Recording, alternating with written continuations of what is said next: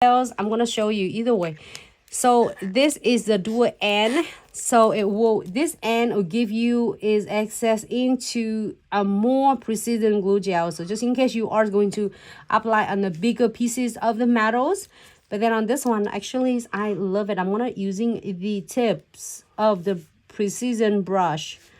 You can using on a needle end, absolutely cool, or you can using this because it will give you a lot of more access into more precision glue gels. And on the edges, all the free edges right there to make sure that it seals really well, prevent from getting all of the Diamond Dust Pixie is coming off. And I close that end, and I'm gonna go ahead and do some little quick check here.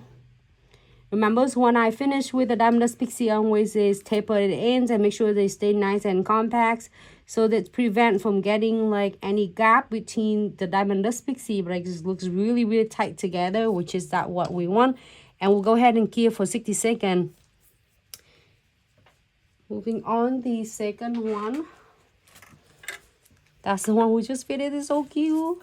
I love it. It's so simple and easy.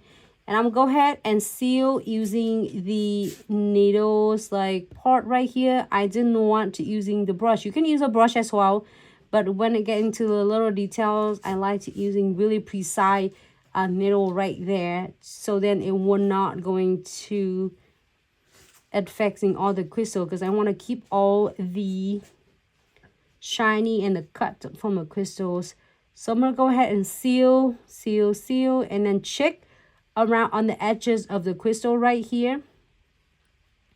If you feel scratches, you are going to seal it in, but make sure if you want to add more, you can definitely seal it first and then keep for 30 seconds and go back and do it again. So each time you feel scratchy, you're gonna squeeze just that much. The little go a long way.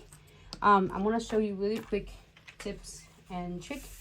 So now it looks really perfect though, but when I look at closer, it might get an extra of the precision glue gels along with my crystals. So only I need to do using my tinted brush on the dual end tinted brush on a precision and detail, and I am go ahead and using that bristle and blend, give it a quick swipe to blend the excess precision glue gel, so then that way it will not look lumpy after you key, and it looks really nice and flawless as possible.